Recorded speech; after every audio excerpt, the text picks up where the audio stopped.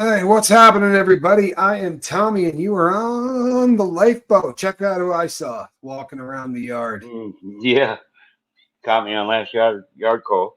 That's it, man. What's happening? You having a good day, Holmes, or what? Yeah, it's just late, like always. Got a Yeah, little sleep coming. yeah. Well, then let's get to this, shall we? Aspire to inspire. Good to see you. I'm KK. Good to see you. Jason P. Glad you're here. Charlie Mullins. Often muffins, sometimes Murphy, but always here. Solid, man. Super solid. Kestrel 42, good to see you. People, if you got questions, you know how this works here, right? Put a bunch of Q's in front of it.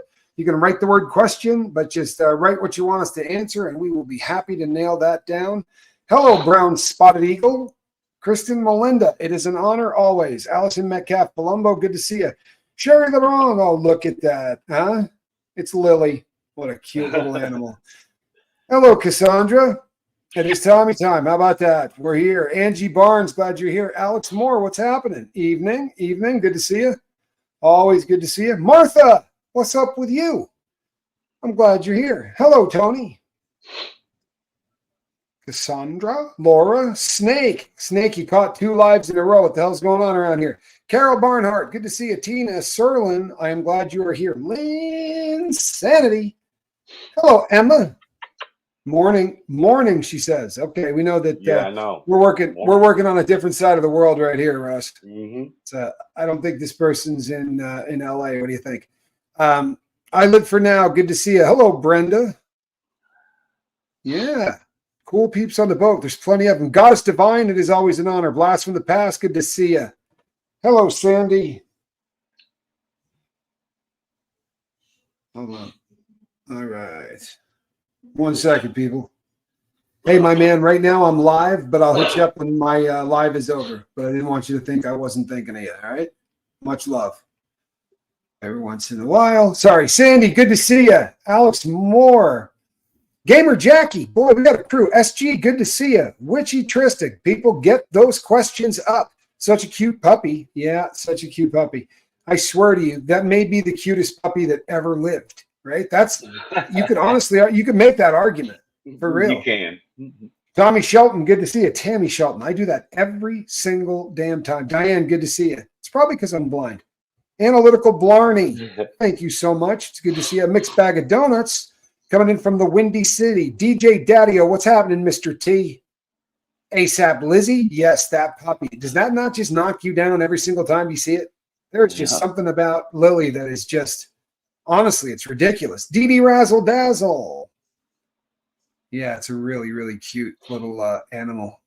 Anna, hope you're getting some sleep, Anna. I worry about you. Purple Groovy, good to see you. Hey, Miss Dragon, good to see you. I know, she's here. Yeah, thoughts and prayers for our sister, Miss Dragon. Love seeing you here. I really do love it. My sister George, what's happening? Kimberly L. Jacobs, Danette McClure. Boy, there's Russ. I know that cat. Jake Hudson. Hello, Jake.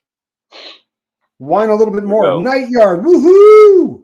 Hi, Tommy and Russ. First live I've caught all day. Well, if you were going to catch one, right?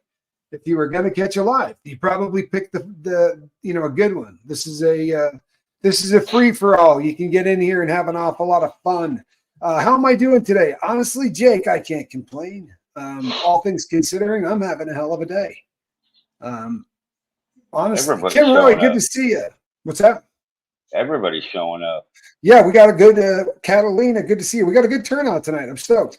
The need more likes. Yeah, you know what, man? I appreciate that. Yay, Kathy! I'm glad you're here. You know what?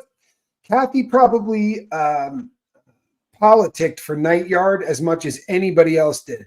This is a program that Kathy really digs. There's no question whatsoever. So I'm glad that you're here, Kathy. I love it whenever you can catch these live. Casey, good to see you. Robin Miners, ASAP Lizzie. Holy hell, they really are all here. I told you. Hey, Witchy Trista.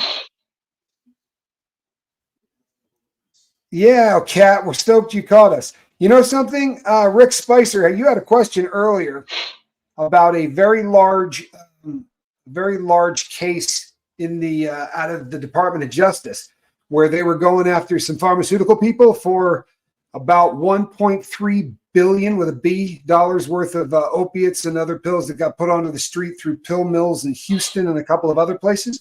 I have been tracking that. I've been tracking that case. It's really frightening, the amount of crap that they were pumping out. And as usual, the size of the sentences that are going to happen are going to be depressing compared to what these people should get. They're the world's biggest drug dealers. But right. I'll be doing a show about that, I promise. Crafty come lately. Good to see you.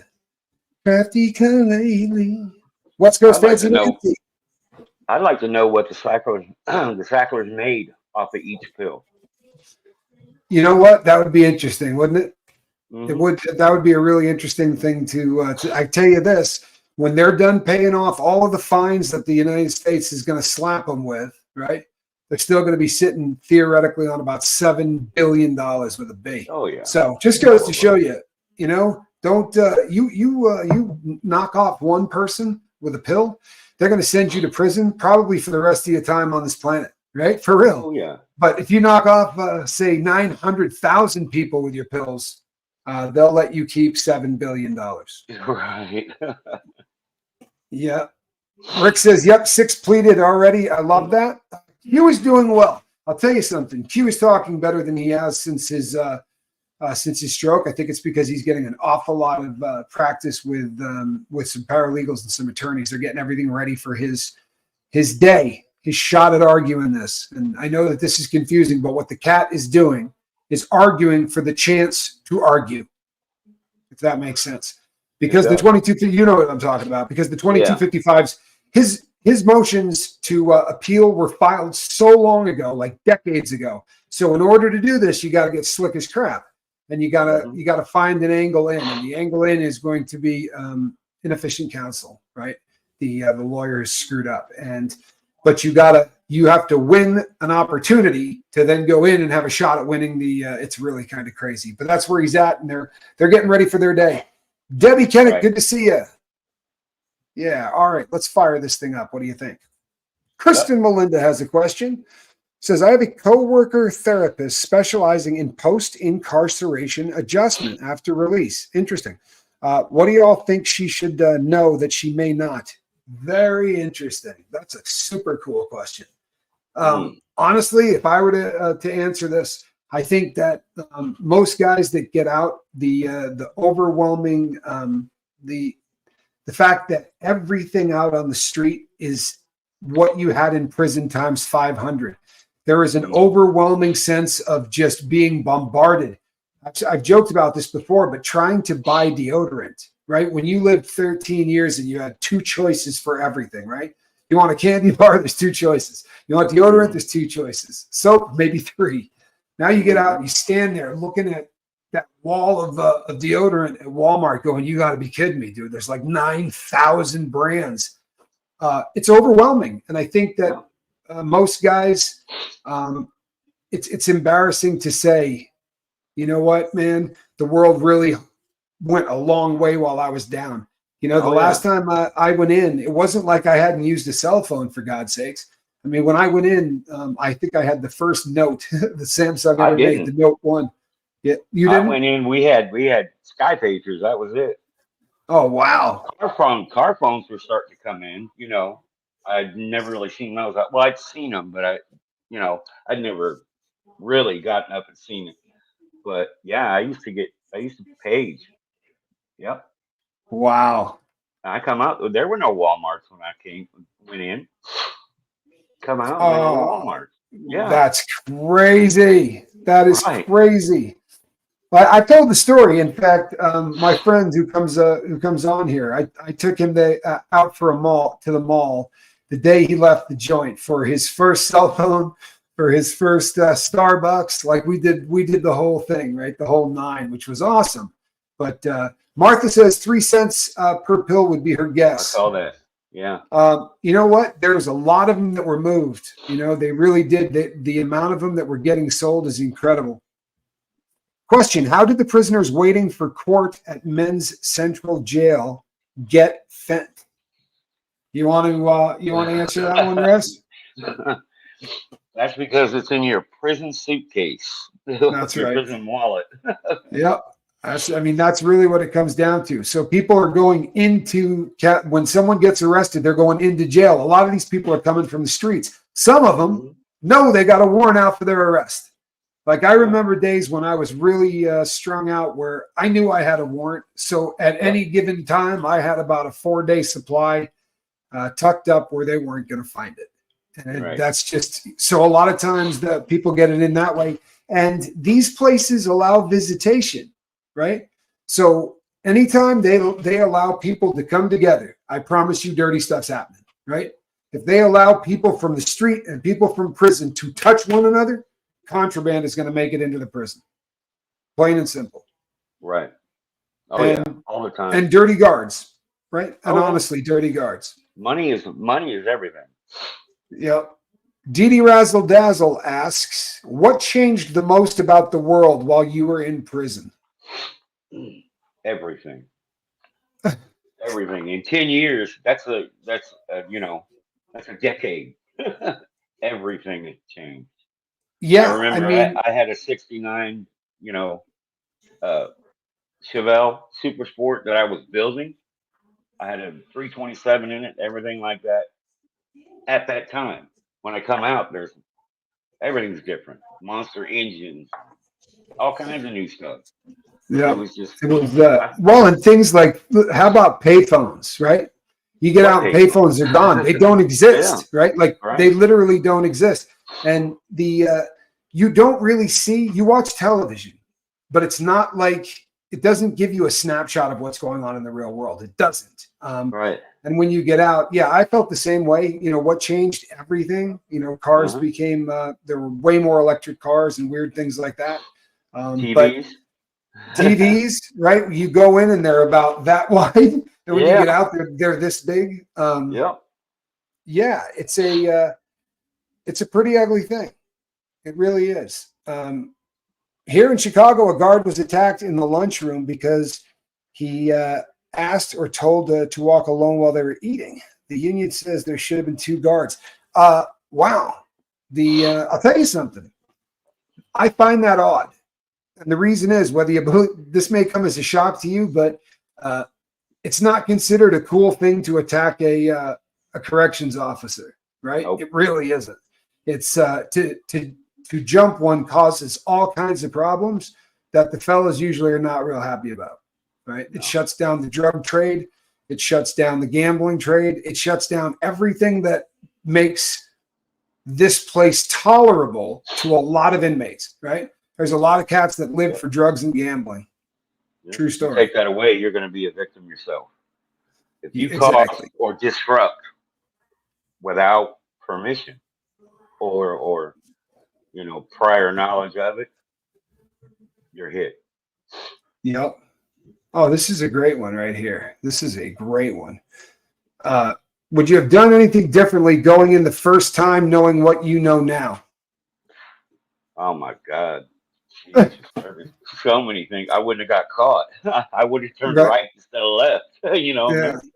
There's a lot of that. I think just from purely from a prison standpoint, Russ, is there anything you would do different in the joint knowing what you know now? You know what? No.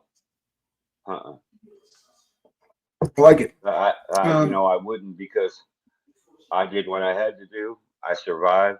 I've got, my reputation. Nobody can say anything bad about me. So yeah, for me personally, I wish that I had read a hell of a lot more books the first time I went to prison. You know what I'm saying? The first time I went to prison, I tried to get into as much trouble as I could. I tried to do dope every chance I got. If it was on the yard, I was doing it. And I was doing stupid stuff. Every time I could get my hands in something that resembled being illegal, I was doing it.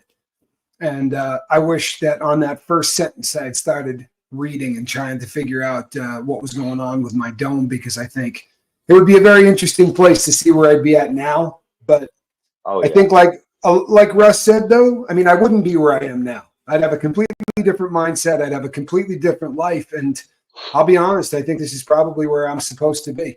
Kathy says, I saw a thumbnail that Diddy is demanding a private chef. that has to be BS, right? Yes, it is. Yes, It is absolutely BS. They are saying that without a doubt, his biggest complaint right now is food. And that's everybody, right, bro? I mean, honestly, what's everybody's biggest bitch when you first get to a county jail? That first 3 or 4 weeks, you're like, there's no way I'm going to survive on this food. Everybody says that. Yep. Yeah. You'd be surprised what the human body can consume. You damn right, consistently. But you know what? He'll learn too. You know, the first time you get a chance to go to canteen, right, where you fill out a list and they bring you store. First time you do that, you're like, oh damn, they got chocolate, right? And you're like, you know, there's a limited amount you can buy when you're in the segregated housing unit. He's in the shoe, so he probably bought a bunch of Zuzus and Wham Whams, or he bought a bunch of something because you see it and you go, oh, I want that. But you really have to start thinking about buying stuff that's got some protein in it, for real. Right. They're not giving you a whole lot of protein other than the milk in the morning. You ain't getting much. I think I heard that he is trying to eat the vegetarian. In the feds, that means 2 4-ounce packets of peanut butter. That's what they used to do. You would get 2 4-ounce packets of peanut butter at breakfast and at lunch.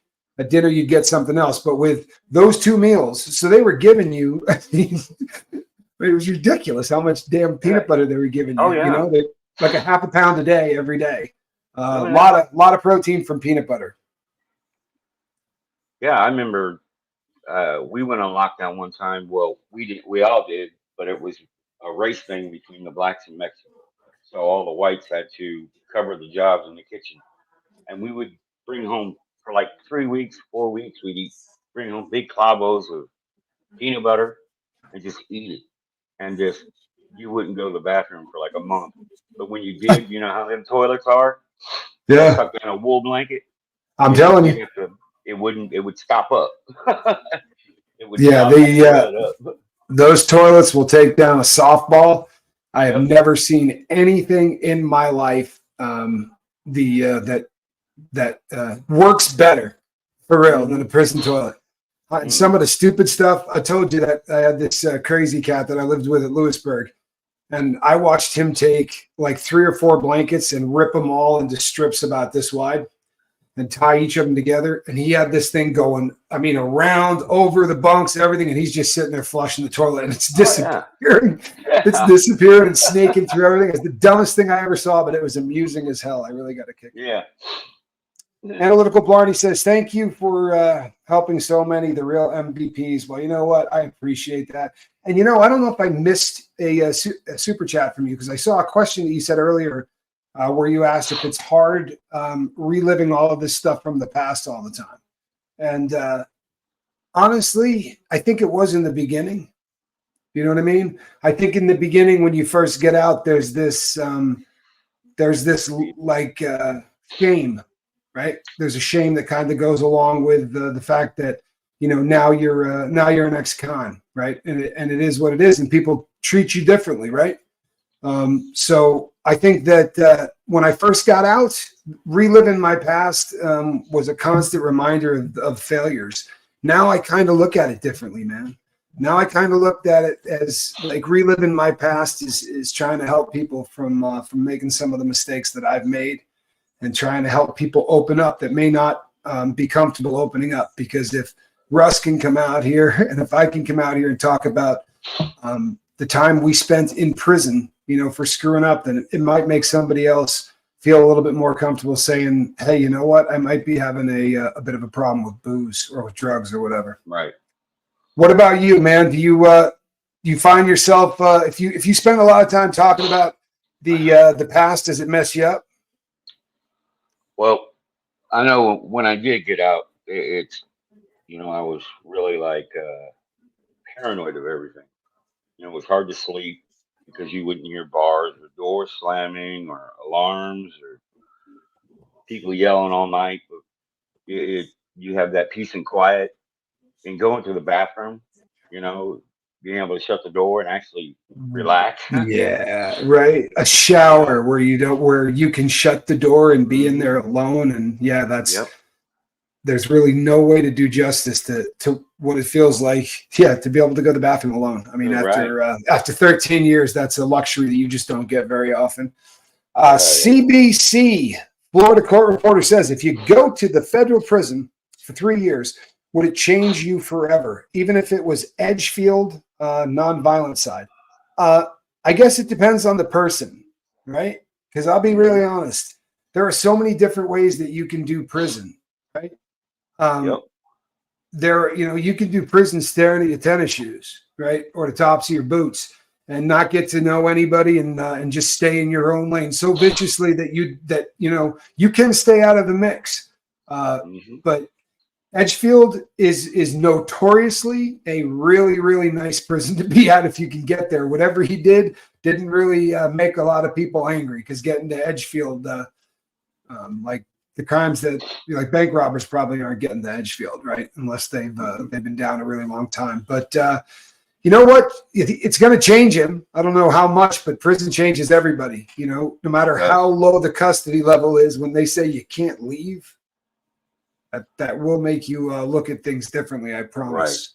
Right. Hey, Joseph.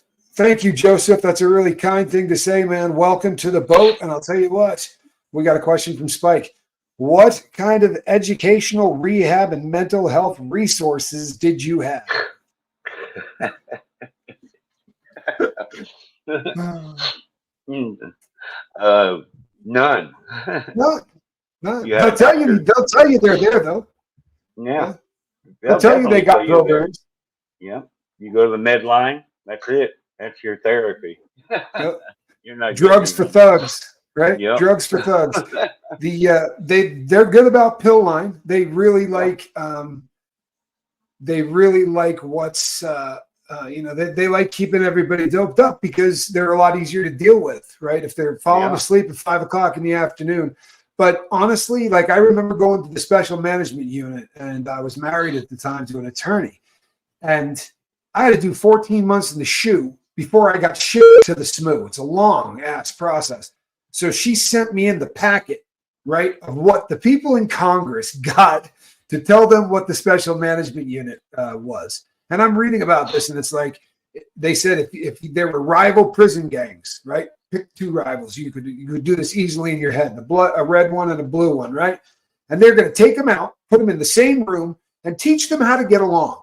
They're going to be they do like 25 courses a year that you have to do and do assignments. And I'm like, wow, they really try to, to get these people back on track. And I got there and I was like, where the hell are these programs? And the guy was like, oh, that's on the radio. It's 88.6. You go to 88.6 and they're doing, like, they're talking about domestic violence classes or whatever. But that was the only thing they did.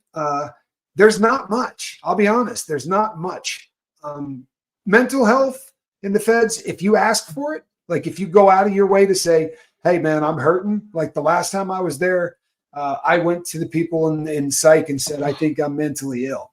And I had people really step up to the plate and work with me. But you're not going to be forced to go down there, right? Mm-hmm. There are a lot of people that are just going to say, I'm not talking to anybody, in psych, and they do their time that way. So.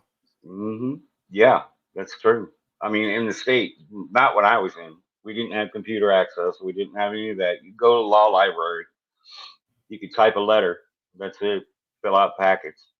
But you couldn't go see a therapist, really. There was, you see a doctor, and he tells you, well, take this and you'll be okay. Here's Prozac, whatever. Yeah. When that was big. So there's I've never seen anything ever really happen for that. No. The big one in the feds is, are you drinking a lot of water? I swear to you, I don't care what you could be like. I think I might have broken my left leg. I fell down the flight of stairs. They'd be like, how much water are you drinking? Like, that was the answer to every single question they had.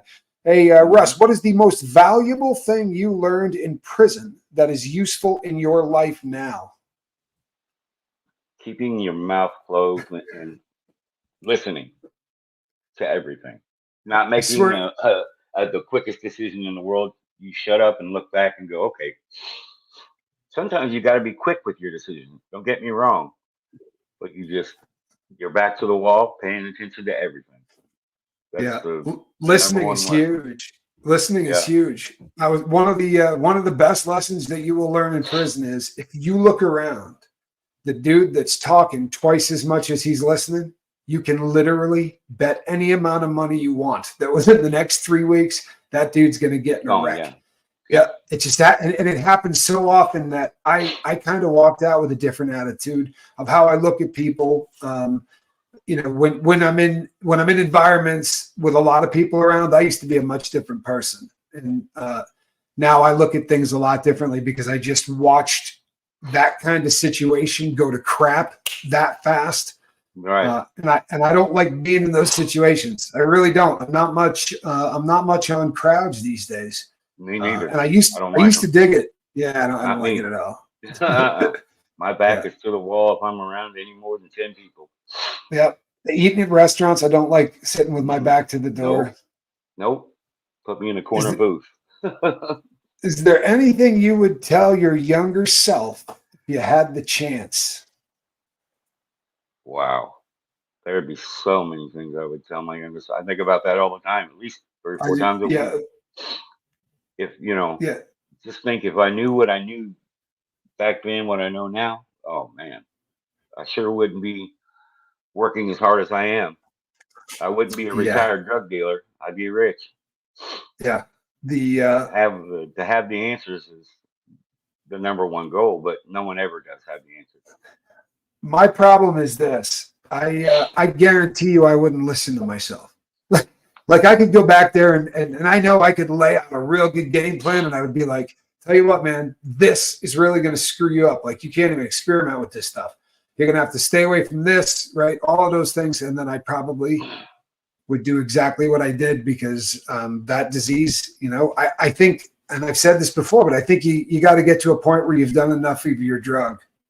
Right. And that took me 46 years. So I think if I could have told myself something at 17 or 18, that might have been great, but I don't think I had done enough dope, sadly. Yeah. I learned that I have an addictive personality.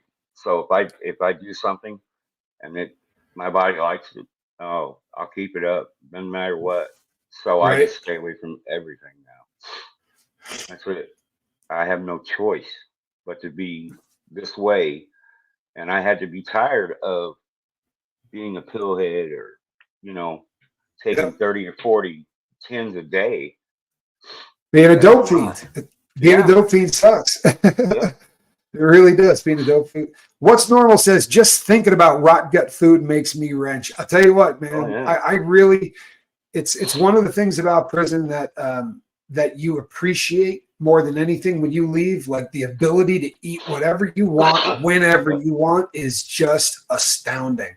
You know what I mean? It's like when you first get out, the idea that it's 10 o'clock and you could go eat something like that would lock me in place. I'm not kidding. I'd be like, wow, I could go get something to eat now. Because you spend so much time just getting fed at 5 a.m., right? And then 11 and then 3. Right? That's what it is in the feds. I mean, you're maybe 4 if you're one of the last units, but they feed you real early and try to have you asleep by 7 o'clock at night if they can. Yeah. Whine a little bit more, as the question says. I don't remember the R. Kelly trial getting this much attention like Diddy. Why is that? How come his was a state case instead of a federal? I don't think I've heard any attempt on R. Kelly's life. R. Kelly's was a federal case. R. Kelly is he's in the feds. The reason I think that it didn't get the attention is because I believe that he was a sick dude that really had a thing for younger women, right? And he exploited that. He did it out in the open with everybody watching, and the world kind of knew. But what Diddy has done over the course of 3 decades, allegedly, right? What he's allegedly done over the last 2 or 3 decades, includes hundreds and hundreds and hundreds of people, right? It's just at a bigger level. And you throw in these secret cameras and secret recordings and the fact that he's drugging the baby oil and he's got, this is just the most, right? With obliterated serial numbers. This is crazy stuff, man. Like this really is crazy stuff. Hope you're doing well, Russ. Glad to see you are here, says Wilfred Harry. I like it. I know. Uh-oh. Yeah, you know something? No, here's the thing. They would give us, this was at Lewisburg, they would give us 2 extra blankets a month each, right? Now you would think to yourself, so by the end of the year, you got what, like 40 blankets in your cell, right? No, because you rip them into strips this big, right? And then you coil it on the floor and you set it on Get fire. your line. And you set it on line fire. or wick. And you set that baby on fire, and it will bring the temperature of that room, because the windows had been broken out since the 50s.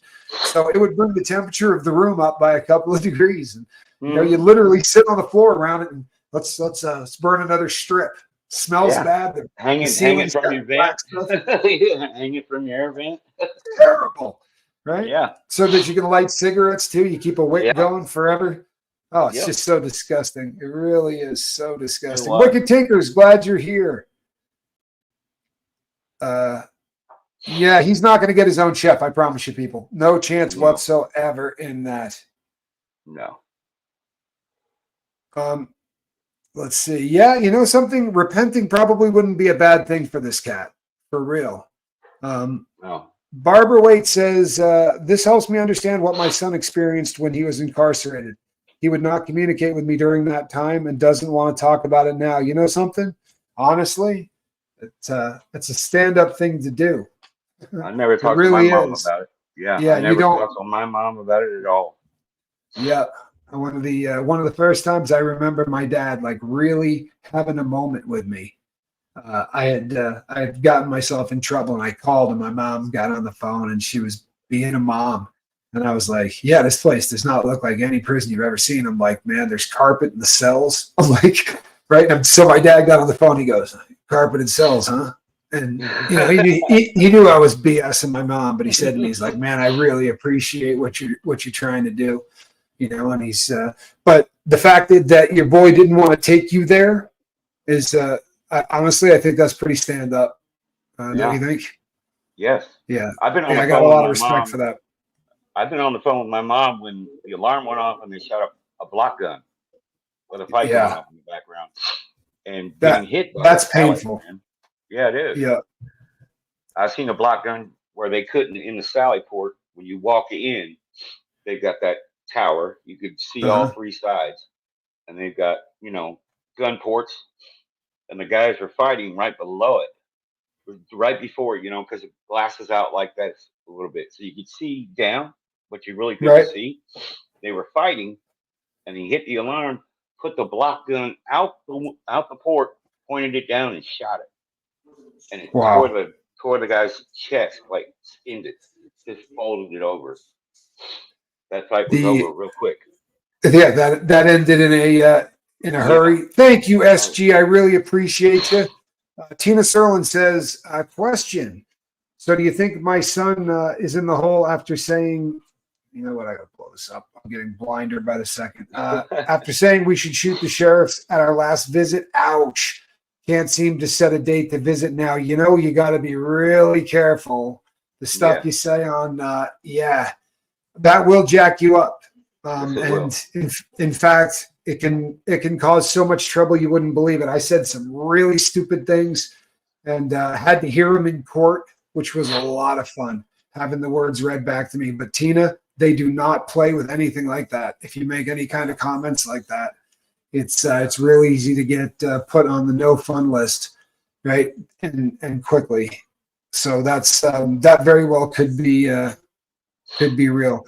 Kristen Melinda worked in a federal medical center, which is a specialized prison for people with medical and mental conditions. So there was probably a bit more available there. You know what? Honestly, I think it would be a very interesting conversation, Kristen Melinda. At some point, I think it would be a lot of fun to have you on so that we could get kind of your perspective. I would imagine that you saw some things that, was really different. That's got to be a tough place, man, for real. Wicked Tinker says, I was at MDC Los Angeles for 3.5 years. Wow. Wow. That is a long time. That is a long time to be at MDCLA. MDCLA sucks too. You were doing rec on the roof and all of that, right? That's a tough facility, man. 3.5 years there. Very much like what Diddy's going through. Same kind of layout, same kind of size. The men's detention centers that were built by the feds are, for all intents and purposes, really identical everywhere you go. The size of the cells, all of those things, they're going to be the same. In fact, probably not a whole lot different. I mean, every unit, once they went to the square units, upstairs, downstairs, 2 sets of metal stairs in the corner. I mean, that's every place I've ever been.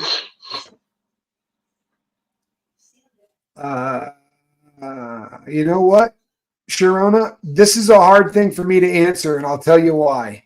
Because things turn over really quickly. What I mean by that is they used to call that Bloody Beaumont, right? That was known for being a vicious, vicious prison, and everybody called it Bloody Beaumont. Then they did everything they could to get all of the people that were really causing problems out of there. And then they started calling it Buddy Beaumont because everybody just seemed to be getting along and there wasn't a whole lot of fighting. I don't know where it's at now because I've been out of the game for a minute. But last I heard, the Beaumont Low, the FCI Low was a fairly safe place to be. The USP in Beaumont, never any good. Texas USPs are always really rugged. Yep. Have you ever been in a run for their money as the gladiator schools? Right. Thank God I never went through gladiator school. Where they bring the youngins. Yeah, they bring the youngins and they just go to town. Ooh. Thank you, Analytical Blarney. I feel blessed that this community showed up the way that they did. Honestly, I think that we've been really blessed that way. Will the Diddy case bring down more big names, or are they protected? You know what I think on this, and you can tell me what you think, Russ. When they start doing this, both civil and criminal, I think it's going to be very difficult for us to not hear a lot of really big names. Oh yeah, yeah. I mean, it's the fact is this guy wasn't he wasn't hanging out with nobodies, right? This guy's list of A-list friends that he was hanging out with are the people we're assuming. Yeah, those are the people we're assuming we're going to see on those tapes. Yeah. Yeah. That would be scary. And you know why I really believe that that this is the case is because nobody's talking, right? Nobody's saying a friggin' word. And that usually means that they're afraid that they might be on one of those tapes. A mixed bag of donuts says, "Did you ever know or ever meet mob boss Michael Francesi?" I have never met Michael. I have not. I have met some famous gangsters. There was a lot of them in the feds. Joe Waverly, if you want to look up that dude, he was Joe Waverly. Didn't take a deal, didn't do anything. Went and did all this time and got out. He was in his 80s. I used to push him in his chair. He was, and he is about as high up the chain as you could get. Joel Kacasey, Joe Waverly. Yeah, solid dude. And you knew a bunch of famous people, right? There were that part of Marlon Brando's son. I met him. I didn't hang with him or anything like that. Rick James. James. Yeah. Oh my God. There was a lot of high profile people that came through. There's just pitting any but California high profile. But yeah, what's two I ever really met. That's funny though. Because the first time I went to prison, Rick James skit from the Dave Chappelle show was like that was the rage throughout the entire country. And when I went to the fish tank, which was 30 days of being locked in the same cell with the same dude, and you get out 15 minutes every other day. Right. And the entire time someone would yell, "I'm Rick James," and the whole place would just go nuts.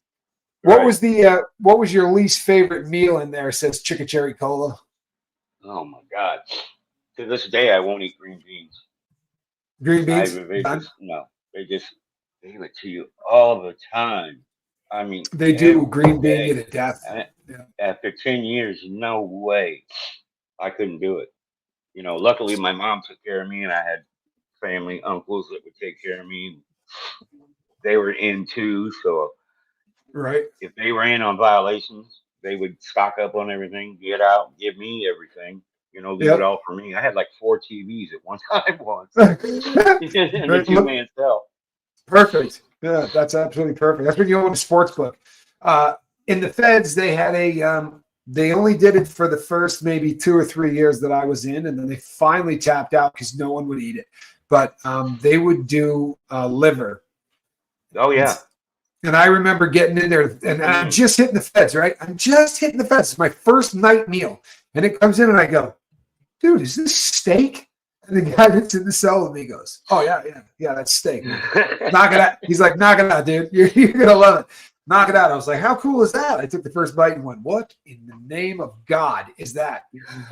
Yeah, I mean, you would watch him throw out literally 1,300 of them, right? There was not one guy in there eating that, and they did it for years.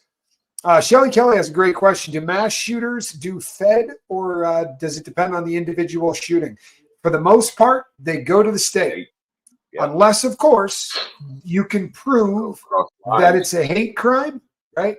If you can prove that the reason they did it was a hate crime, then you've got these federal statutes that now come into play. But for the most part, these school shooters go to, like the kid from Florida.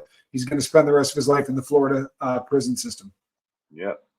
State crimes for the most part. Mm-hmm. If you go across the state lines, then it becomes federal.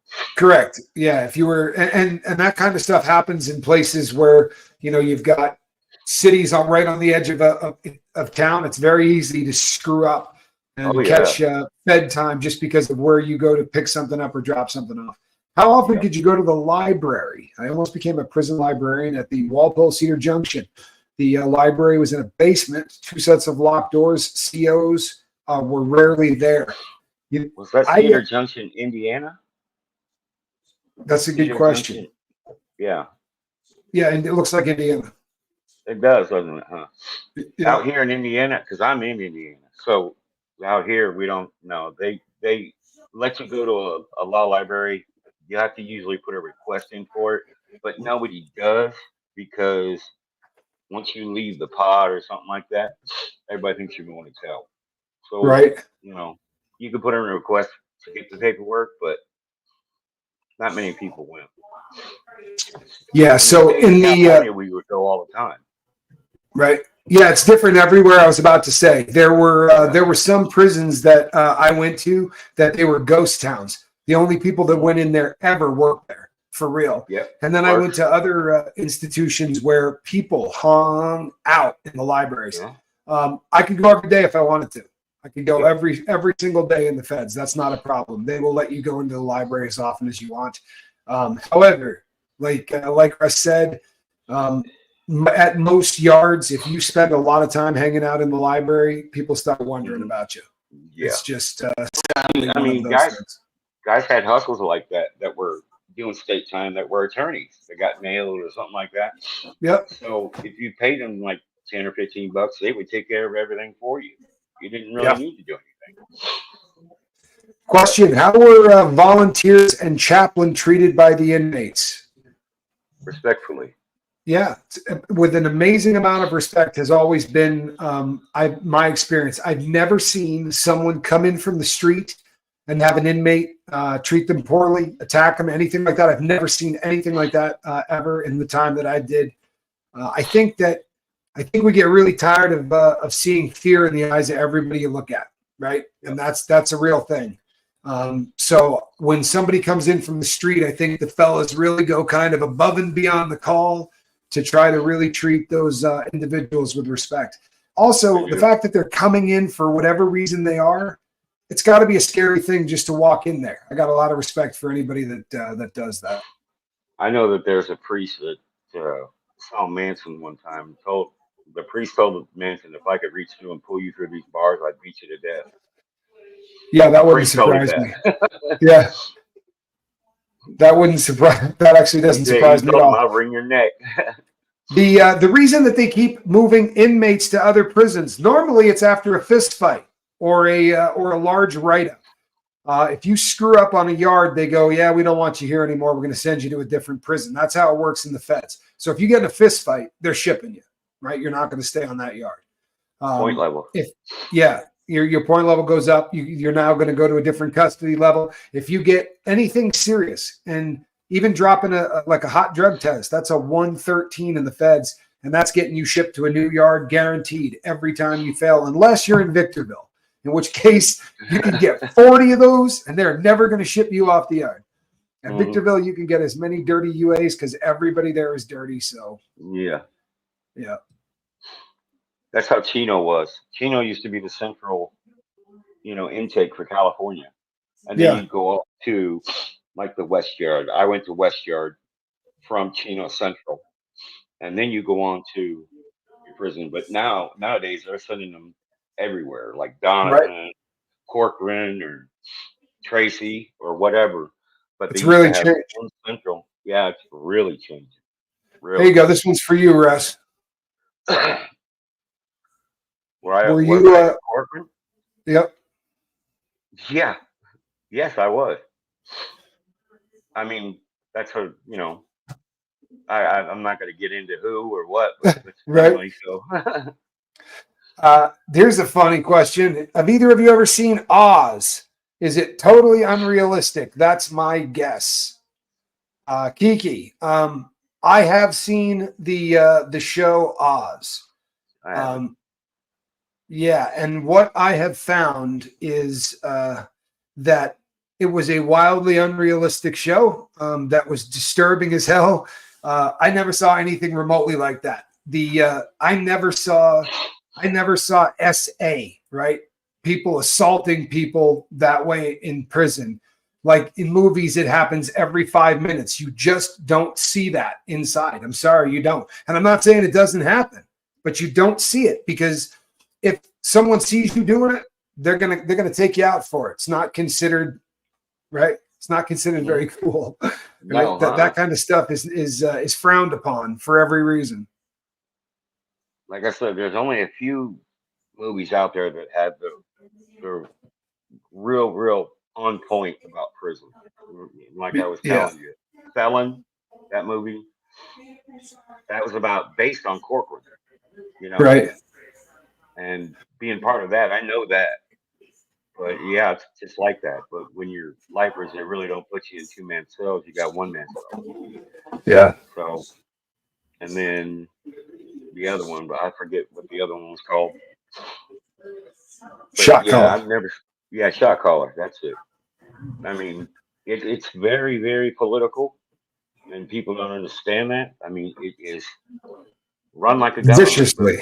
Viciously political. There is a hierarchy there that you're not gonna rewrite, right? You're not gonna rewrite this thing. You're gonna show up. You're gonna do exactly what is expected, or you're going to end up on a yard that you don't want to be on, surrounded by people that you don't want to be surrounded by, and it's right. Yeah.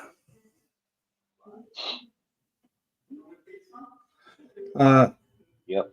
I can't imagine all of you feel being content. How you feel, content creators, but I am grateful you do. Thank you so much for all you do. Public life can't be easy at times. I'll tell you something. I get a kick out of public life. I really do. These days I step into YouTube and then I step out of YouTube. Sorry, but that's the way I do it. You know what I mean? And I got homeboys and homegirls on the street that I talk to. But in here, there's a lot of people out there that say a lot of really ridiculous crap, and it's just kind of funny. It really is. If Diane is here from earlier today, Russ knows how to message me. Please reach out to someone. My daughter, now 38, had her bestie remove herself from life. 10-8. We're devastated. The grief can go so much farther than you think. Yeah, the pain that people are enduring doesn't go away. It gets passed on to their loved ones, and it's sad, but it's true. The pain doesn't go away. The problems don't go away. They just get passed along to the people that you love. And that's unfortunate. G. Gordon Liddy became such a prison advocate that they shipped him out as soon as possible. That is true. G. Gordon Liddy was thoroughly freaked out by prison and by how bad it was, and really decided from that point forward that he was going to do what he could to try to make some changes to the system. When you get in there, I promise people once you see the inside, it is nothing like what you think. There's no movie that can do it. can do it justice. And you know why no movie can do it justice? Because you can't smell it in the movie, right?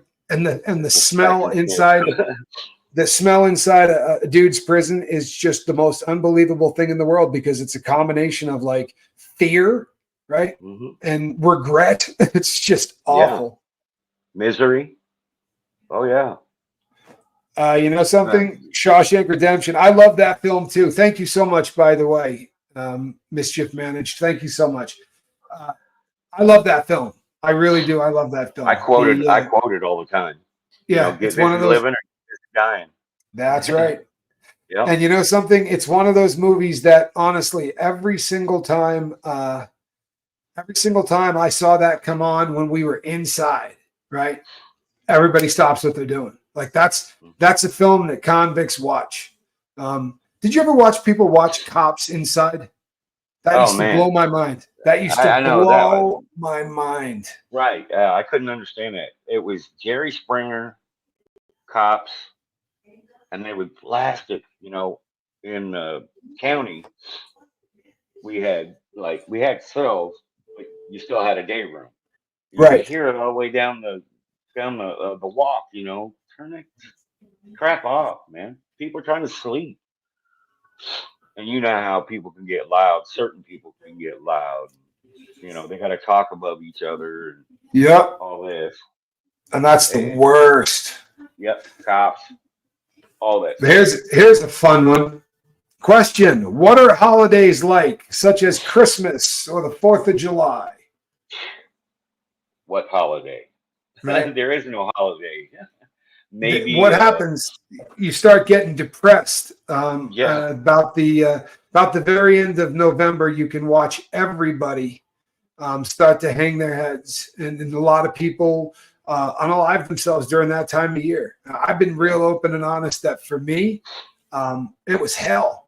Right, I'm telling you, the holidays, the month of December, right, from the end of November until January the 2nd, I was like this. I'm sober, right? I'm sober. I'm telling you, man, I white knuckled it through a hell of a lot of holidays. I did not do well inside. Here on the Lifeboat, every December, we crank it up.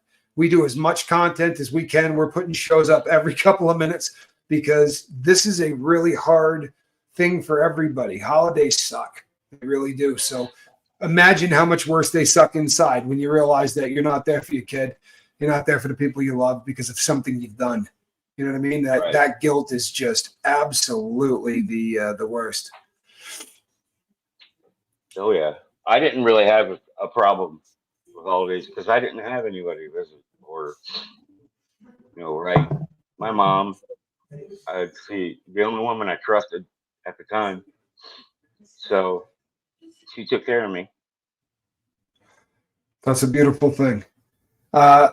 Why don't they spend more on rehabilitation in state or fed prisons? Is it due to lack of funds or they want to protect their cottage industry? Yes. Yeah, I would say that they absolutely want to protect their cottage industry, right? Yes. I saw some people earlier that were talking about graft and how bad it is. I've talked about this before, but when I worked at the kitchen, they would come in and say, unbolt the ovens off the ground. We're getting rid of them. Right, all of the ovens are being replaced today, and you go, didn't we just do this last year? Like, didn't we just replace the ovens? And they go, no, it was 2 years ago. These things are gone. No, they're 30-year ovens, but they got to figure out how to spend this money because if they don't, they're not going to get an extra 15% the next year. They got to blow every penny of the budget so that they get a budget increase the following year. And they would come and say to me, hey, we're got to find shit to spend money on, man. I'd be like, Pop-Tarts. Get every fella 2 boxes of Pop-Tarts at breakfast. Do that for about a month. And the amount of money you would blow would be incredible. And we did. Latoya, good to see you. Elizabeth Grundy, I'm glad you're here. But yeah, it's incredible how much theft is going on. They bust people constantly. I mean, constantly. Oh yeah. You know, guys that run kitchens.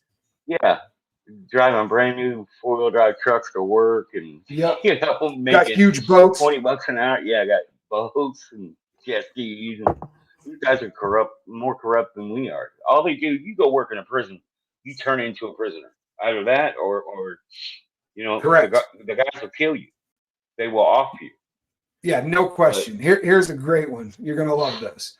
Can't they make you better food? Okay, I'll tell you exactly what happens. This is it for real, right? You've got you have the ability to order. You got a budget that's insane, right? There's millions of dollars for your budget, and you're ordering stuff that is like 7 cents a patty. If you can order something that's 4 cents a patty over the course of a year, the amount of money that you can skim off of the top of this is staggering, right? And if you could do that with 4 or 5 things, like you keep buying a lower grade of meat. And I remember sitting down the first day I was hired and looked down at the books and said, "You're going to get caught, bro. Like, I promise you're going to get caught. The way you're doing this, like, it's wide open. You're not even trying to hide this crap, man. You're not even trying to hide it." But they're out of control, and they feel like, how are they going to get caught? right. Honestly, I mean, they're going to listen to us. As far as they're concerned, we're throwaways, man. Right? For real, we're throwaways. Yeah. You can't believe anything we say. My dad used to volunteer for Cairo's weekends as music leader in some of the state prisons here in Florida. He was never afraid and said he always felt always treated with respect by the inmates. Yeah, that honestly has been my experience. I saw on the 4th of July in a state joint where they brought in people to cook. They cooked like steak and ham. There was an option of like 3 different meals. But there were women, a ton of them, out there working, and everybody was just super respectful. They had bands. That was one of the craziest things I ever saw in a prison. But that was a state joint. I never did that. Cat, 11 months. Yeah, if the next time my friend shows up here, I will check with them. I will check with him. He was there on the 4th of July with me. It really is disgusting, Angie Barnes. It's disgusting, but it's what happens. And sadly, I was at one prison, right? I was at one prison in one kitchen. There's 124 of them, right? There's 124 of those out there, and every single one of them, they are all trying to get rid of every single penny they can. The end of the fiscal year is September. So I'll tell you right now, if I got anybody here who's a federal inmate, they will tell you that August is a real good time to be eating food in the feds, right? Because they got to blow that entire budget, and they are going hard to the paint, right? They're buying stuff in August that you are not going to see until next August. It's the way it is.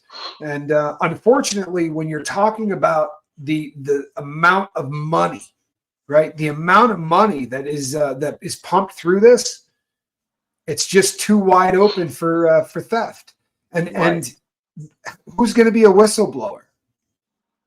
Right? It's got to be another. It's got to be another guard to tell on you. And I'm telling you, what Russ said is the truth. Yeah. Those boys tend to get real tight. They get to a lot like we do. That's no joke, man. They are. They have their own code. They have their own code.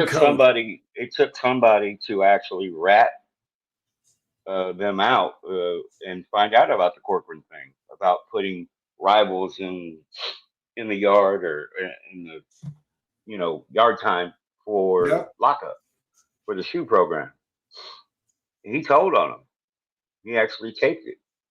That's what he had to do because he just didn't feel like it was right.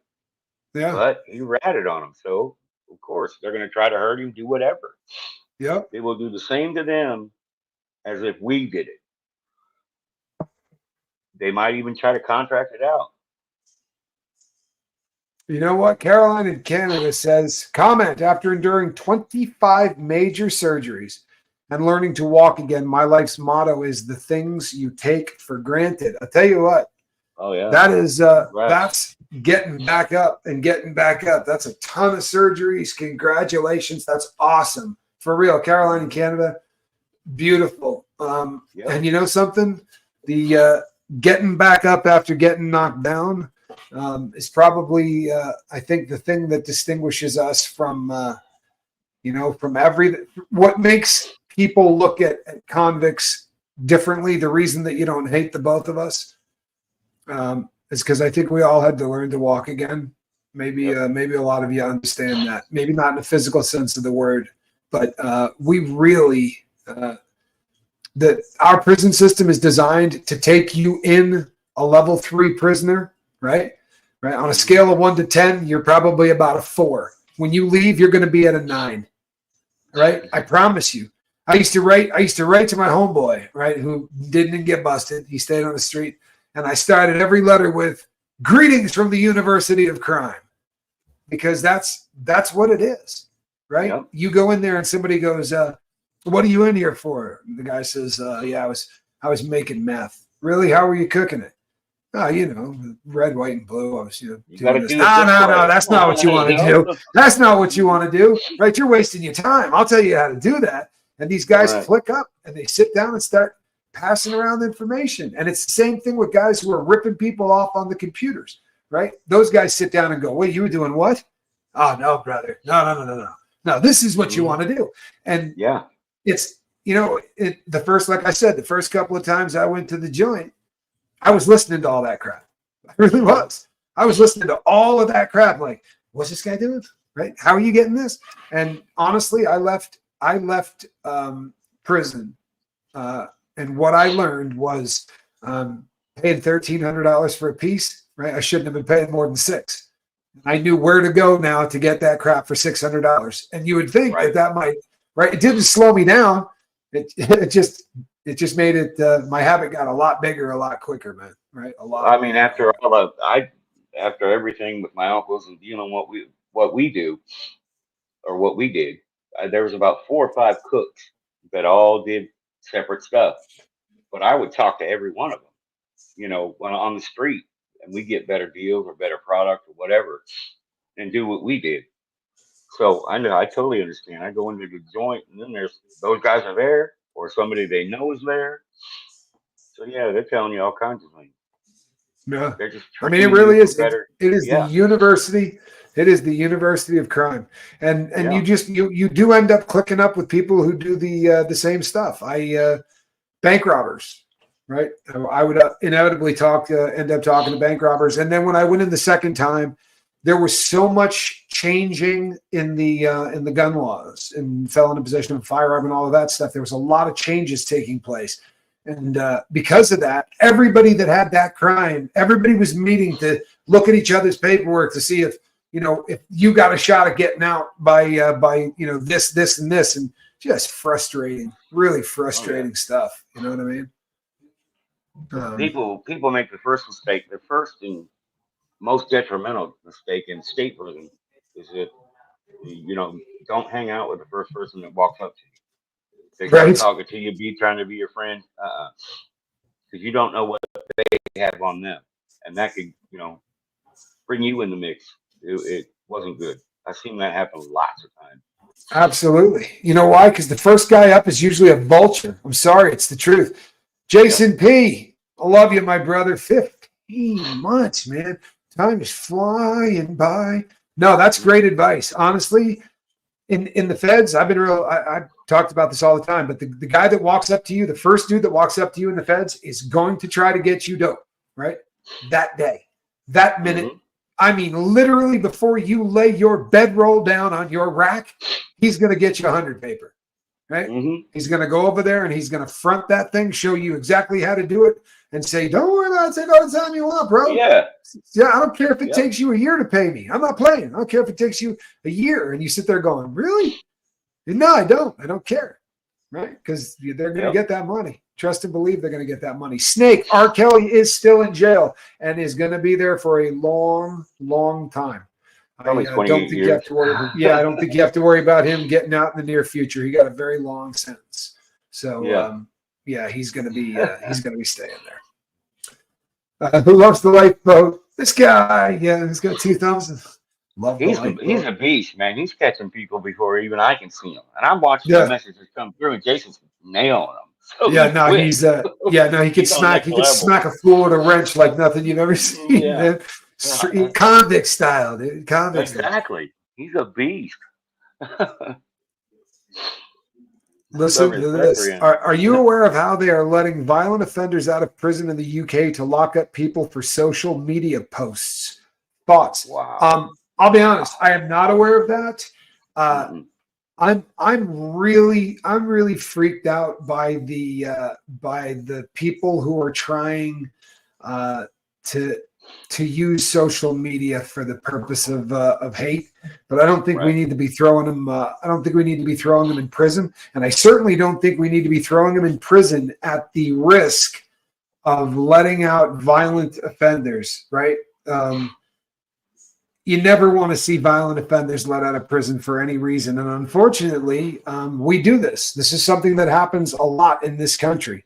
Sorry, but it is. Proud of each and everyone. Thanks for showing up. Analytical Blarney, thank you. I really do appreciate you. There are a couple of Rick Spicers on YouTube. Which one is yours? You know, we got a couple of Rick Spicers. Well, how about that? I only knew of one. Mm-hmm.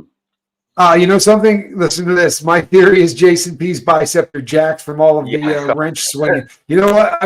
I would not doubt that, people. I would not doubt that. At least his thumb is quick. Yeah, right? I mean, holy hell, man. I'm glad the dude played video games growing up because he obviously did, man. Obviously played video games growing up. But hey, you know what? I have said from Jump Street, man, if you put out a positive message, your mods are going to work their asses off. That's just the way it is. It's the truth. The more positive a message you put out, the more you seem like you actually want to help people, the more you're going to have to work. It's a sick world, but it's the truth, man. It really is. But yeah, I really do appreciate it. We got the greatest mods. Nurse Who Loved Me. That's all right. A little late. It's just fashionably. Does Russ have a YouTube channel yet? I'm working on well, we're gonna have to start working on him for that, people. I promise. Miss Dragon says we have the best Rick Spicer. I'm gonna go out on a limb and say she's right on this. Yeah. Yeah. Thoughts of the day are great. I love her thoughts of the day. Yep, no question. Brian Bowen says, been a while since I've been on. If Diddy is convicted, who will have a harder time, Diddy or R. Kelly? I'll tell you what, I think Diddy personally is going to have a much harder time than R. Kelly. He's richer. Because he's got so much the ability to tax this fool. Even if he loses all of his money in the case, no one's going to believe that, right? To the fellas, he's going to be a billionaire, and he's always going to be a billionaire, and that's the way it is. And they're going to try to get as much of that as they possibly can. With R. Kelly, R. Kelly's been beat on already. There's people that have already put fists on R. Kelly because of his crimes. But with Diddy, I think they're really going to be trying to tax him. That's my personal opinion. Russ, Cassandra would like to know what put you into the joint in the first place. Drugs, thievery, violence, all that mixed up into one. All the good stuff, right? Oh yeah, all the good stuff. All the A-list things you can get hit for. Analytical Blarney, you're absolutely right, and I have been keeping to a stricter sleep schedule. I really have, and it's because I've been doing a lot more stuff on the boat, and I'm definitely keeping an eye on it. But I appreciate you, I really do. Russ, get that channel going, says Nat B from Canada. You know, this is a recurring. I get this question a lot, brother, man. I really do. I get this question a lot. You know, it would be a lot of fun. It would be a lot of fun to do a Nightyard over on your channel one of these days. Bring the entire audience over to hit subscribe and get your ball rolling. I think that would really be a analytical and ask Tommy. What are we asking me? What are we asking me? Let's see.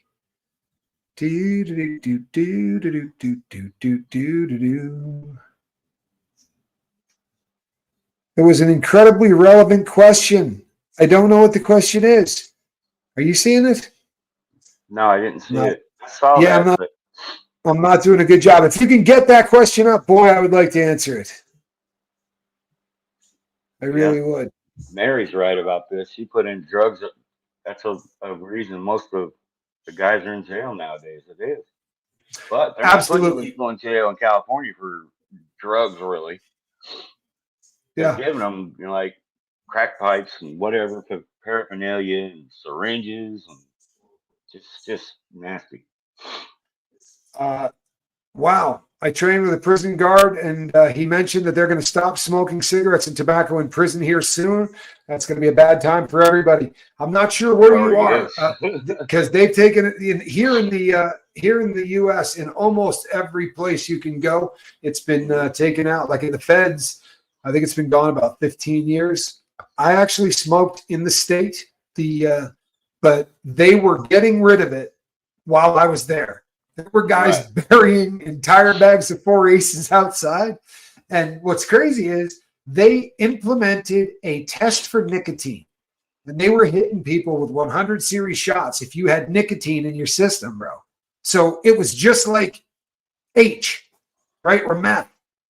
You were dropping hot for cigarettes and you were in deep trouble. And that to me just, I don't know. I was shocked by that. That is stupid. Something that's legal on the street, you make it illegal. All they did was create a black market for it and more, medical.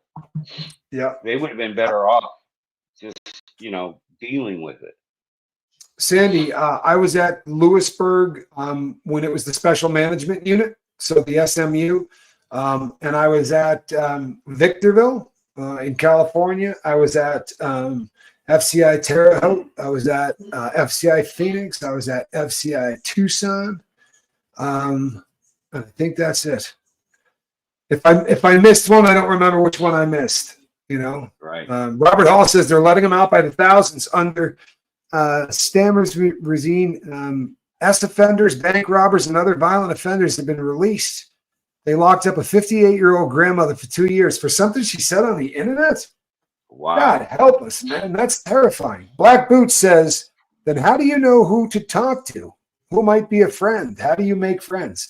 You spend a lot of time listening, and you spend a lot of time watching how people make moves, right? That's like by the time you're going to prison for the second or third time or whatever, you get in there and you're looking for people that look to be staying in their own lane, right? But are probably wearing really nice clothing and shoes, right? They got to hustle, but they're not being idiots. Well, you look for your car.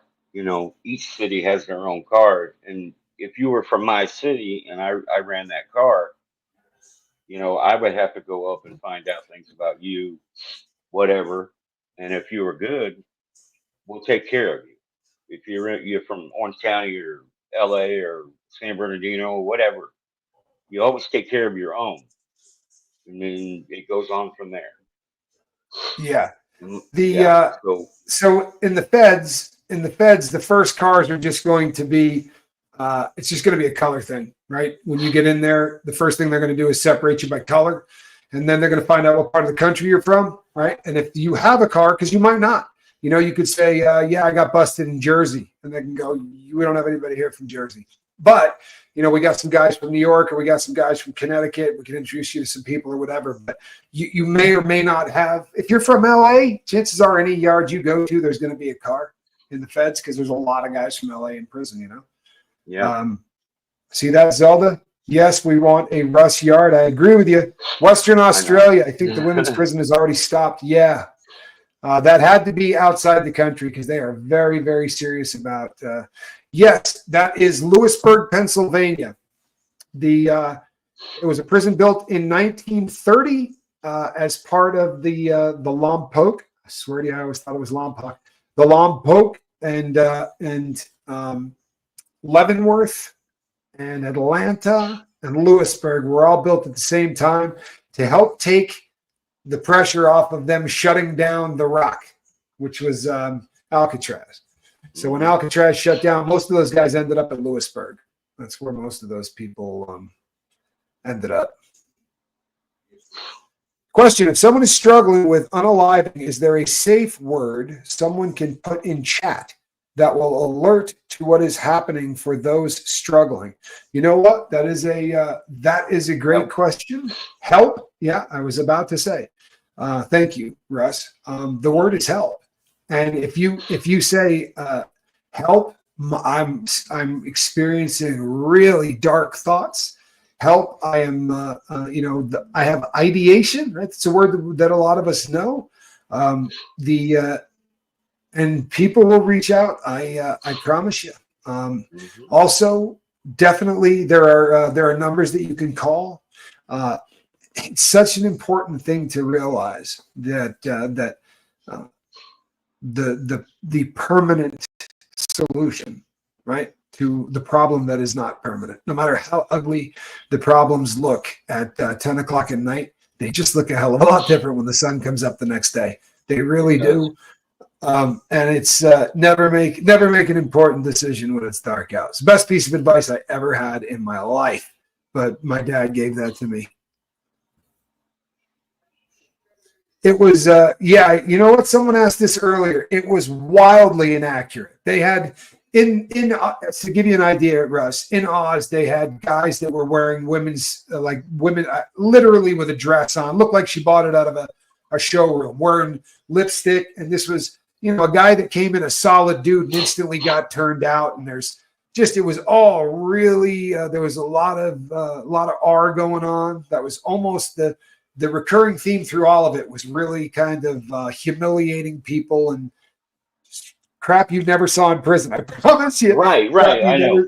Yeah. In all the years that I did, and all the prisons that I've been to, Folsom, Quentin, Corcoran, I was at Tracy for a hot minute, Ironwood.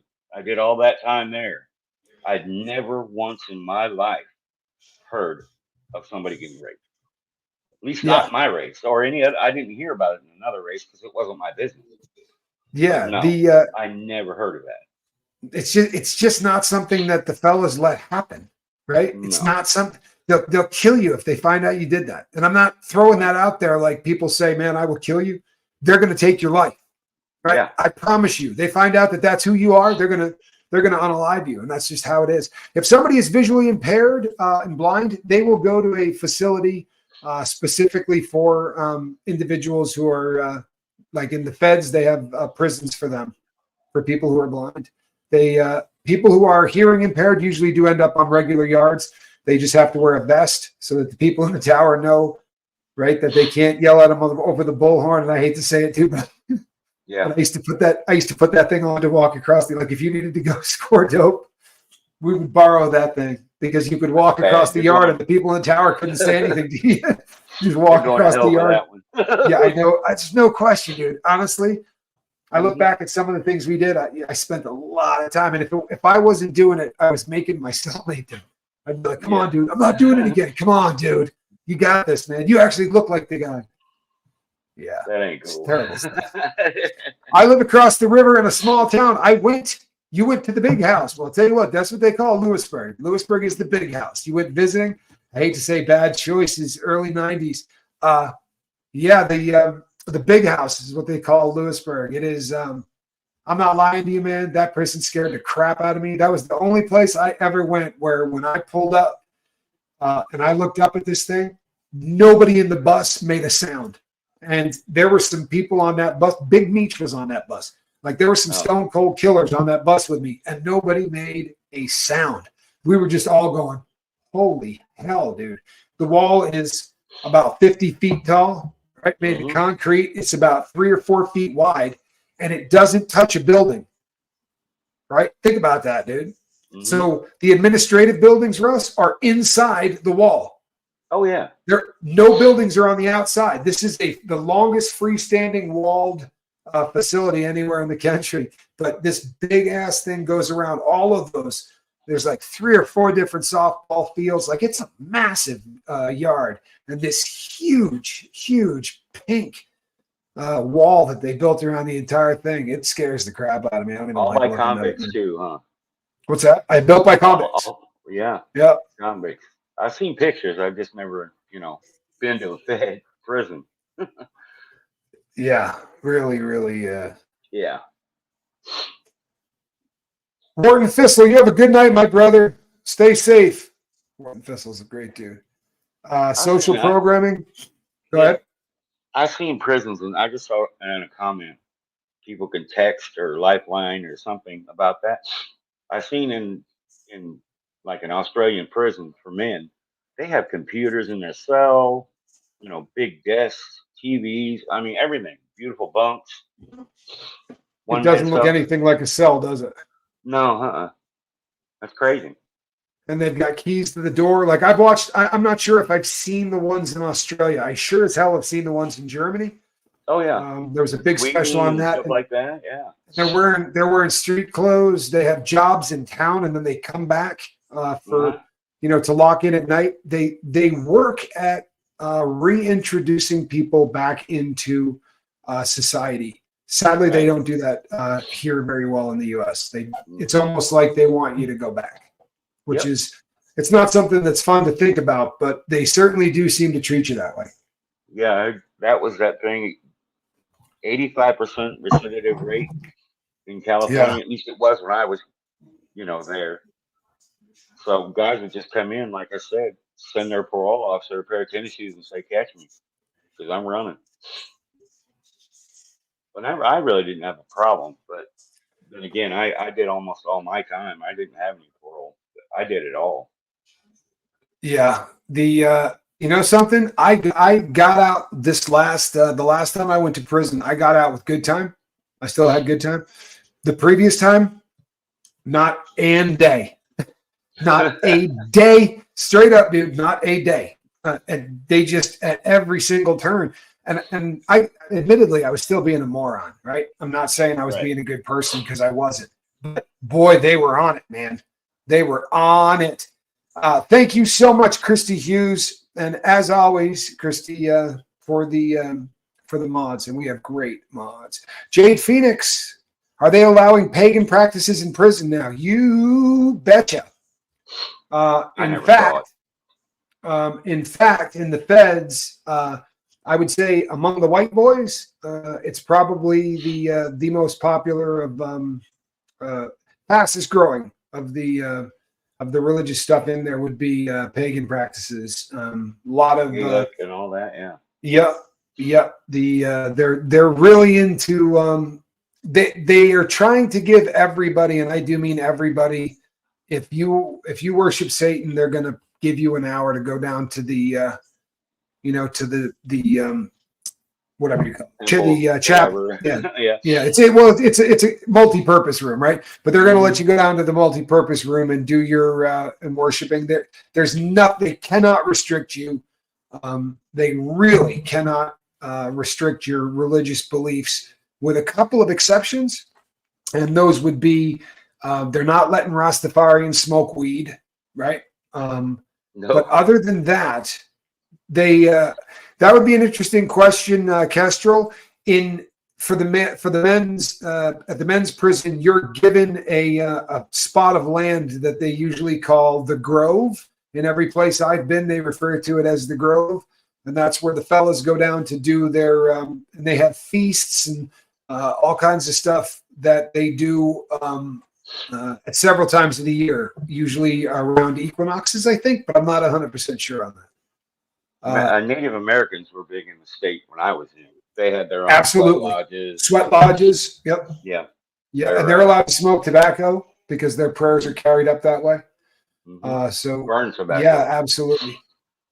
I will be on John Atwood show tomorrow. I absolutely will be on. It's the 4th installment of what we're doing there. So it's going to be at the same time. I think it's 1 o'clock Pacific. Pretty sure it's 1 o'clock Pacific. Yes, they absolutely give special religious meals. Absolutely. Yes. And that's for everybody. Like Ramadan is a really, really big thing in prison, right? Because there's a bunch of people that that practice. So that's massive. And when I was in the feds, I was ordering all of the stuff. I was ordering everything for Ramadan, all of those guys, and I was ordering a bunch of stuff. And but every religion, they absolutely cater to everybody. They do. Yeah, they do. I will say there's not a lot they do, but they do that. Yeah. They do special diet, all that, diabetic diets, all that.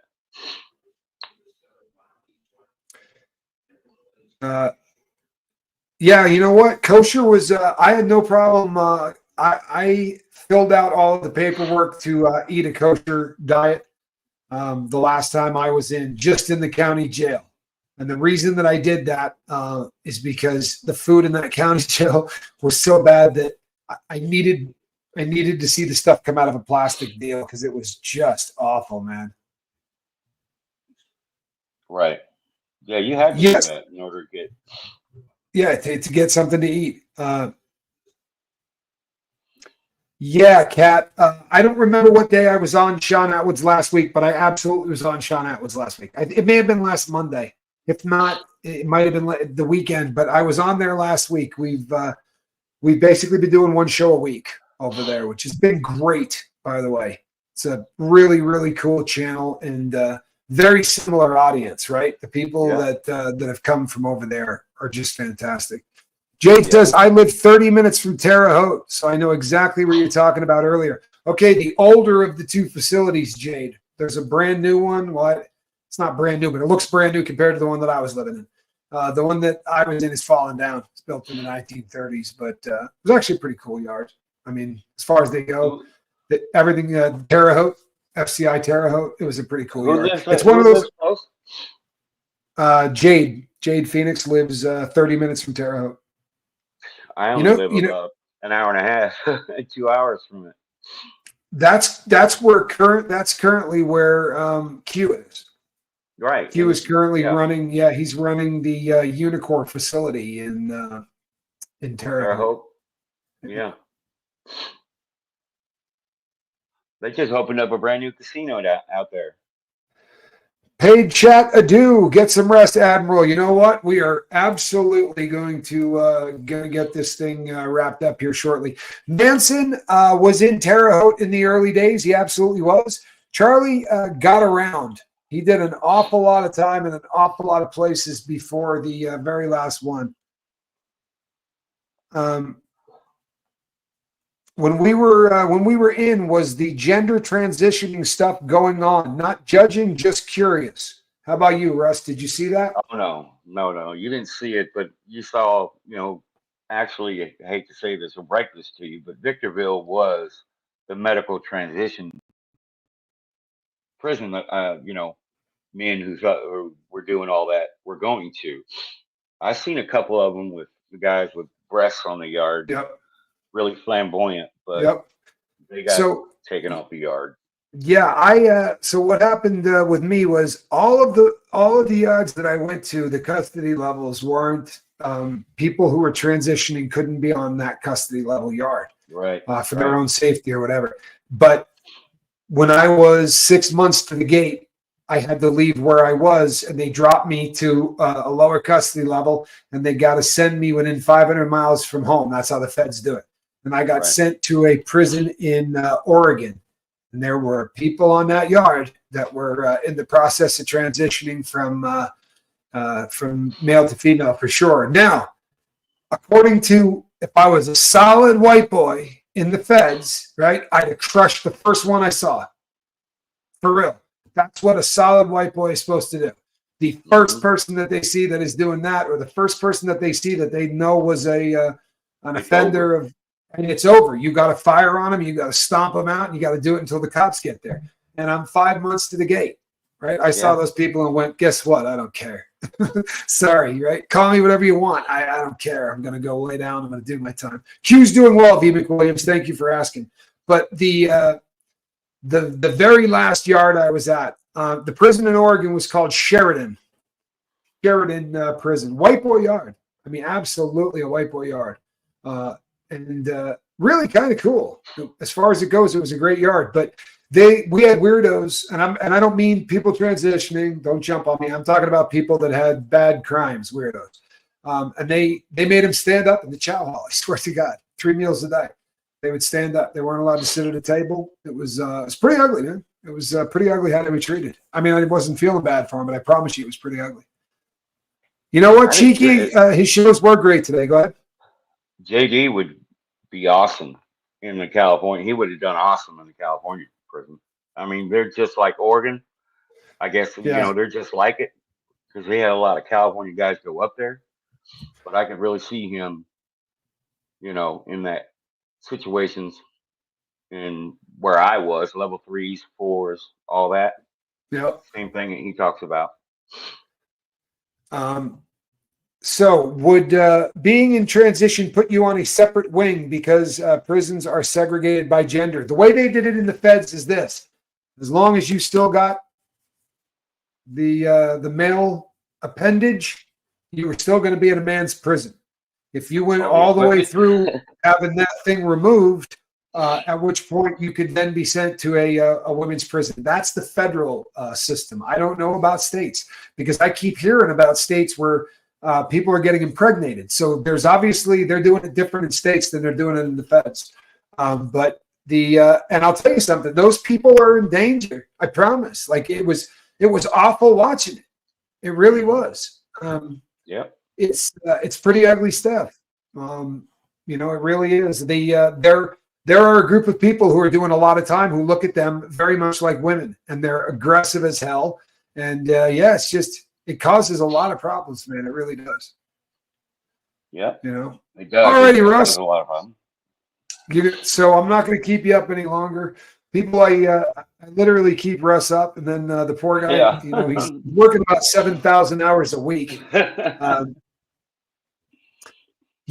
do they go through gender transitions in prison? Isn't that not cosmetic? They take a ton of female hormones, and they do that for an extended period of time. They also go through counseling, and then when it ends up, if they get to the point where they're going to have the full surgery, then they get cut. And I'll tell you something, and it isn't going to make me very popular, right? But I'm going to say this. This isn't going to make me very popular, but it's a fact. This is just a fact. So in the federal system, this is something that people with really horrific paperwork do because they're instantly protected in a way that's different than other inmates. If somebody hits them, right, it is a hate crime. It gets the person that hits them more time. So very often people that had really bad paperwork, in other words, people that couldn't walk yards, decide that they're going to transition because it will keep them safer. I have watched this a lot. And the one yard I was at where everybody that was transitioning had bad paperwork, literally everybody. Now, that's not indicative of, I couldn't tell you the whole system. I could just tell you where I was. But I promise you, that's what they were doing there. And it's just a very easy way to how do they get it approved? All they got to do is say, I am not a man, and they will start the process of going to see a shrink. Western Australian. Okay. How about that? Love it. I really do. I love it.